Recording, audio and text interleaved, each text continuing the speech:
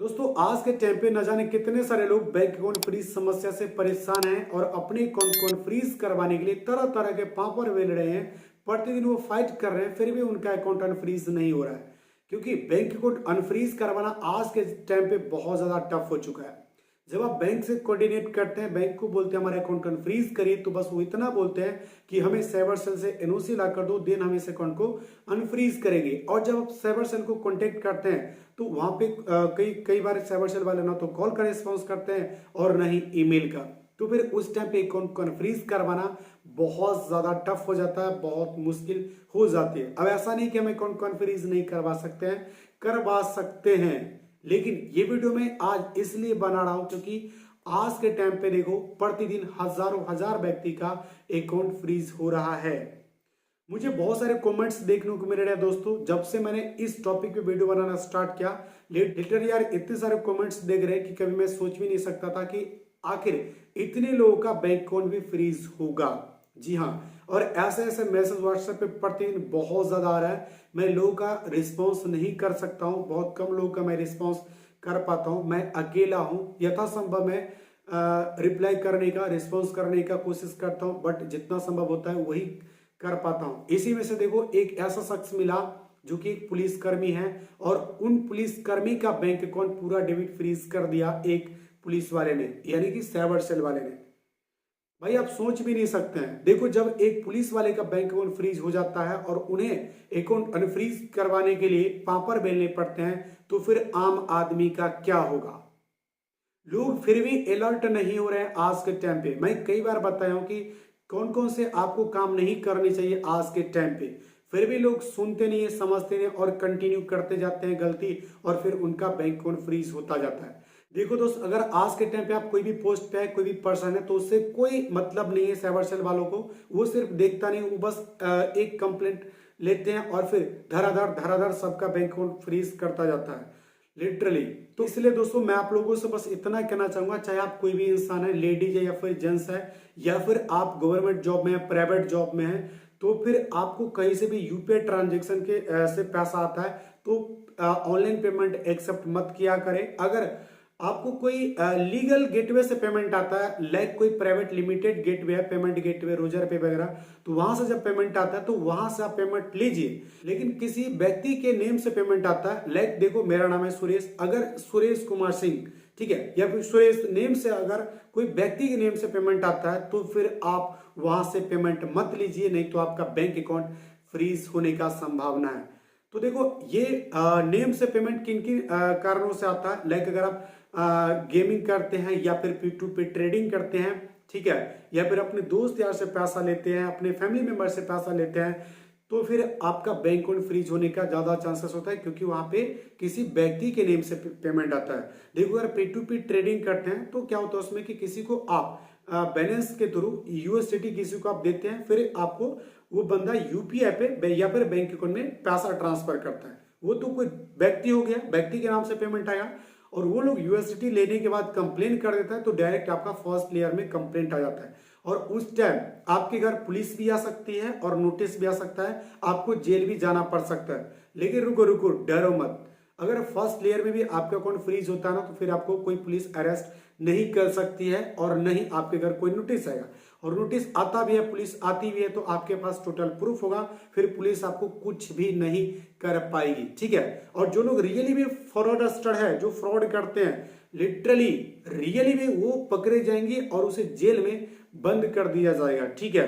देखो कुछ दिनों पहले एक व्यक्ति के साथ पूरे 4 करोड़ 43 लाख का स्कैम होता है, और वो एक कंप्लेंट दर्ज करवाता है, तो फिर एक कंप्लेन से टोटल 36,000 लोगों के बैंक अकाउंट्स पूरा डेबिट फ्रीज हो जाता है, कुछ लोगों के बैंक अकाउंट में होल्ड लगता है।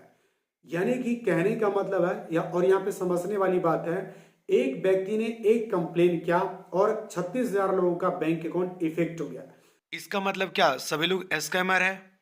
और 36,000 लोगों के बैंक अकाउंट में न जाने कितने पैसे पड़े होंगे, करोड़ों रुपीस रुक चुका होगा फ्रीज के कारण, और कुछ लोगों के अकाउंट में होल्ड लगा होगा।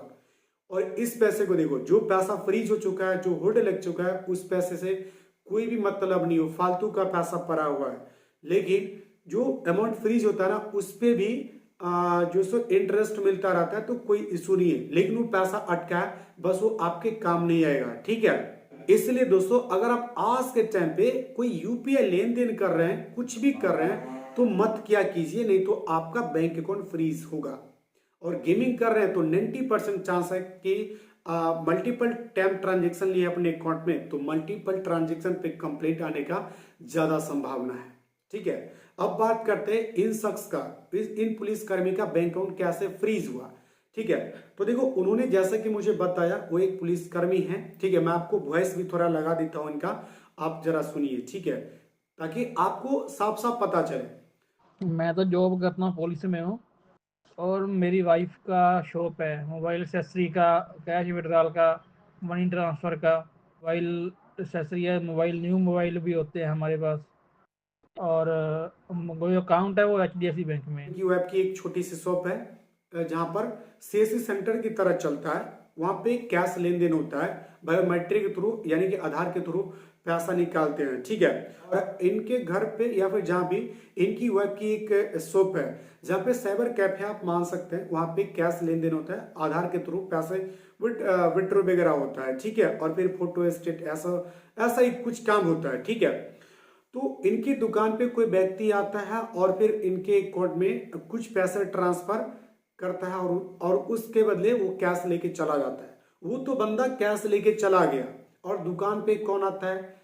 हर कोई तो जान पहचान के नहीं होंगे, अजनबी लोग आते हैं दुकान पे, और उसी का फायदा उठाते हैं ये स्कैमर लोग, ठीक है। इनकी दुकान पे आकर कैश लेकर चले गए, ठीक है, उन्होंने कैश दे दिया, और फिर कुछ देर बाद, कुछ दिनों बाद उनके अकाउंट में आ गया कंप्लेंट, उसकी वजह से उनका अकाउंट पूरा डेबिट फ्रीज कर दिया गया। अब अकाउंट अनफ्रीज करवाने के लिए देखो क्या क्या करना पड़ेगा।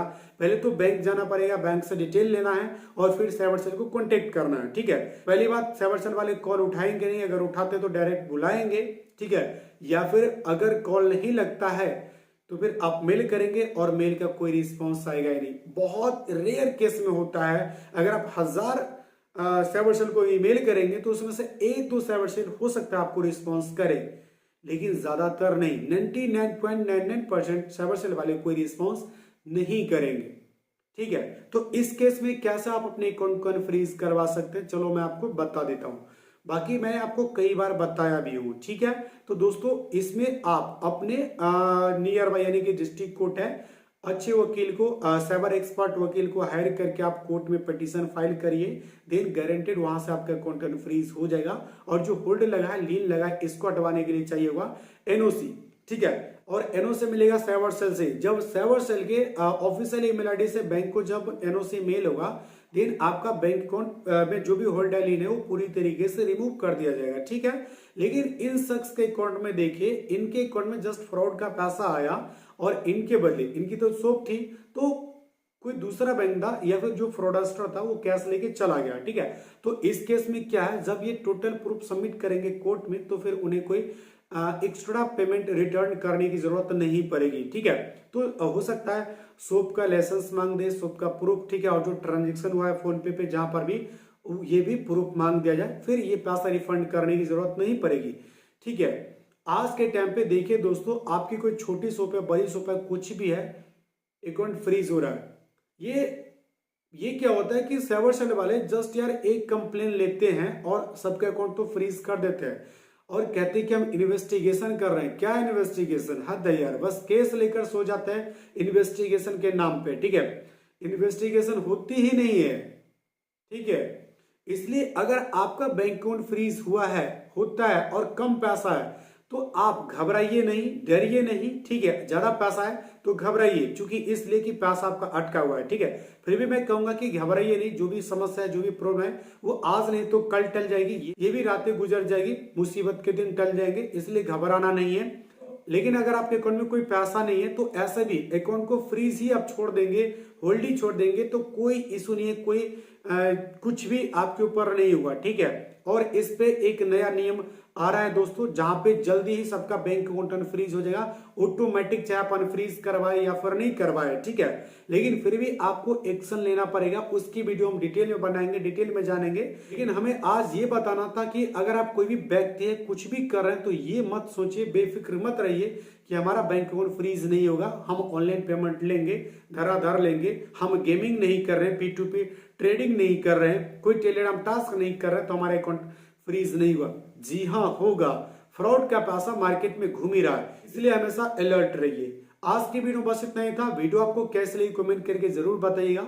इसके अलावा आपके मन में कोई भी डाउट हो, कुछ पूछना चाहते हो तो कमेंट करके आप पूछ सकते हैं, हर कमेंट का रिप्लाई देने की कोशिश करूंगा। या फिर मुझसे कांटेक्ट करना चाहे, इसके अलावा कोई अलग चीज जानना चाहे तो आप डायरेक्ट मुझे व्हाट्सएप पे या फिर इंस्टा पे मैसेज कर सकते हैं, डिस्क्रिप्शन पे कॉन्टेक्ट अस दे दिया हूं। इस चैनल को अभी तक सब्सक्राइब नहीं किया तो प्लीज सब्सक्राइब कर लीजिए और अपने दोस्त यार फ्रेंड फैमिली सबके साथ जरूर से शेयर कीजिएगा।